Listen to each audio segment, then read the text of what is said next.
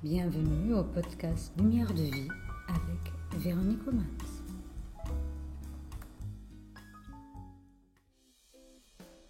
Nous avons pu observer que toutes les émotions peuvent nous envahir, qu'elles soient connotées positives ou négatives.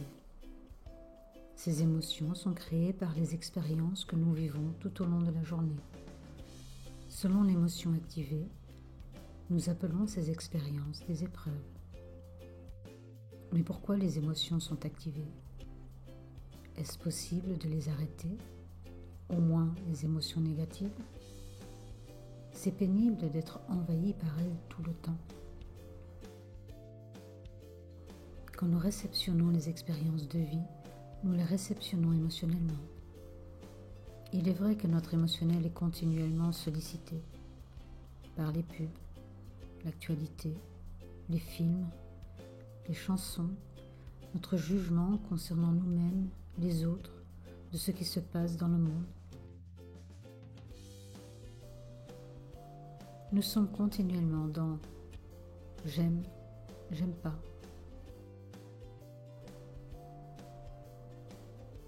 L'émotionnel est très actif et le physique et le mental subissent son influence. Nous ne réalisons généralement même pas que le cycliste sur le petit vélo dans la tête est l'émotionnel. Que l'émotionnel est à l'origine de fatigue, de tension, de douleur physique qui génère ce stress sous-jacent dans notre vie. À travers différentes pratiques thérapeutiques et de nombreux livres, nous avons compris que les émotions sont à reconnaître et à être écoutées pour ne pas souffrir physiquement et mentalement de leur inhibition et avoir un discernement mental plus juste. Avant d'arriver à mon activité, j'ai maudit mes émotions, surtout celles que je trouvais négatives, les traitant comme un démon dont je m'efforçais à me débarrasser. J'ai donc commencé à méditer et j'ai appris différentes méthodes et techniques afin d'accepter, d'accueillir et de dissiper ces émotions perturbantes. Et cela fonctionnait très bien. Je me suis sentie libre et sereine, jusqu'à ce que la prochaine expérience de vie vienne à nouveau réveiller ce démon émotionnel. Depuis plus de 38 ans, j'ai pu observer et expérimenter que ce qui m'arrive dans la vie n'est pas dû au hasard. Et petit à petit, j'ai compris que ce démon n'en était pas un. Si j'ai toujours pensé que le démon ne me respectait pas, j'ai pris conscience que c'est l'inverse. Ce que j'ai pris pour un démon est en réalité un guide sur mon chemin dont j'avais refusé l'aide. Comment ce guide, que nous appelons émotion, peut nous aider alors qu'il nous envahit et qu'il nous fait tant souffrir?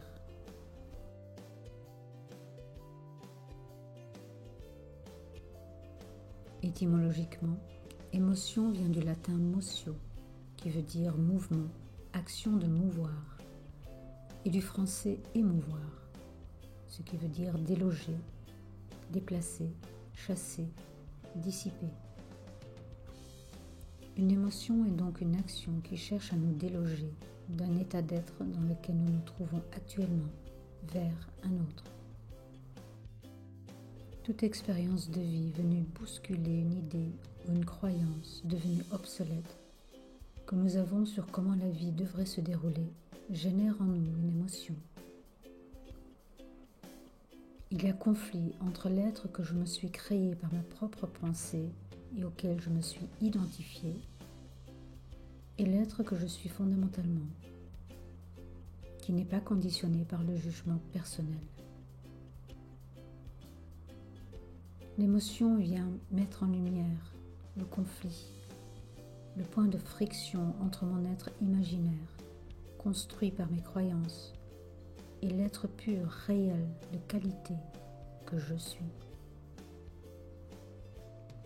Elle met en lumière ce qui cherche à évoluer en moi afin de m'aider à me débarrasser de mes masques ou de mes moi imaginaires. Ainsi, toute émotion indique que le prochain pas sur le chemin évolutif est accessible et possible, ici et maintenant. Nous ne pouvons pas échapper aux émotions positives ou négatives, car elles sont précieuses dans notre quête du bonheur intérieur. Nous ne pouvons pas non plus échapper aux expériences de vie classées positives ou négatives, selon notre réaction émotionnelle, car elles sont toujours une proposition d'évolution vers cet état de bonheur intérieur. Le fonctionnement premier des émotions est de mettre de la lumière, rendre visible ce qui nous manque pour être davantage dans la joie et le bonheur et plus proche de cette perfection de nous-mêmes à laquelle nous aspirons. Quand nous ouvrons des volets d'une pièce complètement sombre et qu'à travers la fenêtre l'intensité du soleil vient nous aveugler, nous ne fermons pas pour autant les volets. Nous allons attendre que nos yeux s'habituent à la lumière. Puis, nous allons découvrir que l'ombre a disparu et que les rayons du soleil mettent en lumière d'éventuelles étoiles d'araignée ou de la poussière ou un désordre ou une belle toile, un beau meuble, une belle pièce harmonieuse. L'expérience de vie, c'est les volets qui s'ouvrent et l'émotion, c'est la lumière qui éclaire la pièce. À première vue, les émotions, qu'elles soient positives ou négatives, sont assez fortes pour nous aveugler et nous nous sentons complètement envahis, voire paralysés par elles. Notre premier réflexe est donc naturellement de vouloir arrêter l'émotion afin de ne plus la ressentir. Or, ce serait comme refermer les volets pour ne plus être aveuglé par le soleil. Ceci équivaut à l'inhibition, en détournant notre attention avec des antidépresseurs, des drogues, l'alcool, en faisant semblant que tout va bien. Toutes ces belles tactiques que nous avons apprises et inventées afin d'éviter de ressentir les émotions fortes. Il est compréhensible de vouloir les éviter coûte que coûte si nous ignorons que faire avec ces émotions. Nous évitons donc les situations qui pourraient déclencher des émotions fortes ressenties comme désagréables et surtout ingérables. En faisant cela, nous essayons de rester dans cette zone de confort que nous sommes établis, où tout va bien, avec le moins de vagues possible. Effectivement, nous essayons d'y rester. Mais cela ne fonctionne pas vraiment, car les expériences de vie ou épreuves reviennent nous perturber, souvent sous d'autres formes, afin de nous délocaliser de notre zone de confort.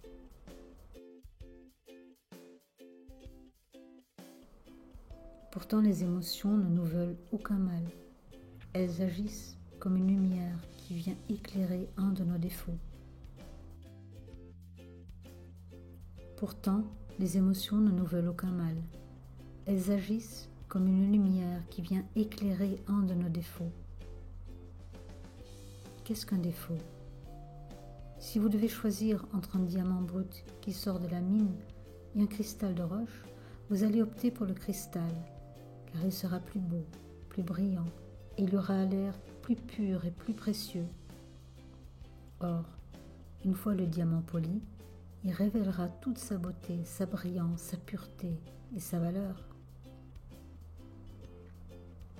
Le défaut est une qualité brute qui demande à être polie, une qualité enfuie en nous qui cherche à s'exprimer à travers nous. Ainsi, nos émotions nous révèlent nos défauts, prêts à être transformés en qualité.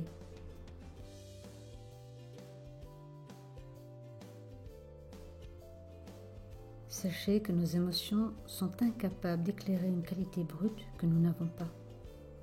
C'est ainsi que les expériences de vie ne génèrent pas les mêmes émotions chez chacun d'entre nous. Par exemple, je ne chante pas très juste. Soit je chante quand même, car j'aime chanter. Je n'ai pas de problème avec le regard des autres, car j'ai assez confiance en moi.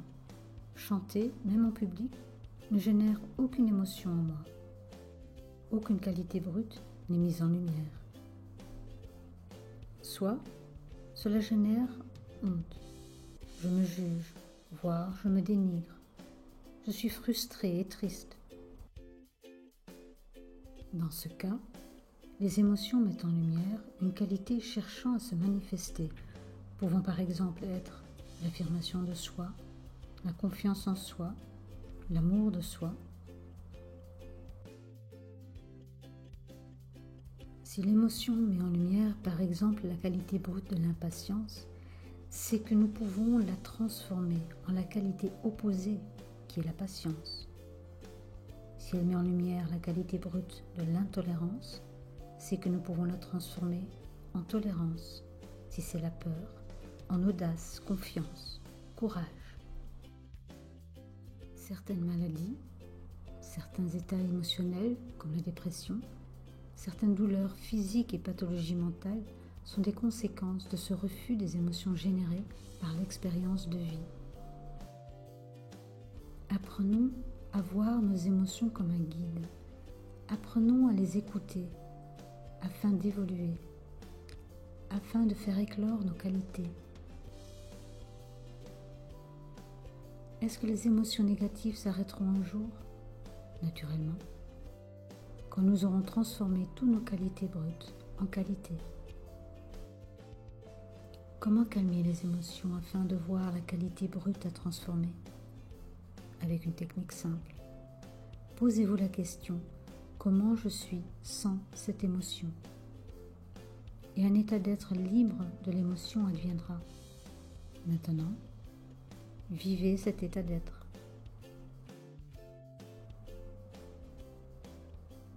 Et comment ensuite révéler la qualité cachée dans la qualité brute ou le défaut?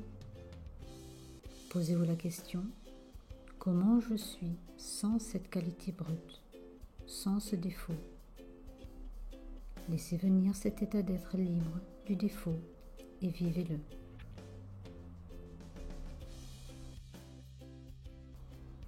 Certes, une fois ne suffira pas, mais à chaque fois que vous pratiquez cet exercice, vous nettoyez la qualité brute, révélant davantage la qualité cachée. À un moment donné, la qualité aura pris la place du défaut et vous la vivrez au quotidien. Si ce podcast vous a plu, pensez à vous abonner. Vous pouvez également visiter la série podcast Méditation Lumière de Vie. Vous y trouverez des méditations guidées pour vous aider sur votre chemin de réalisation de soi.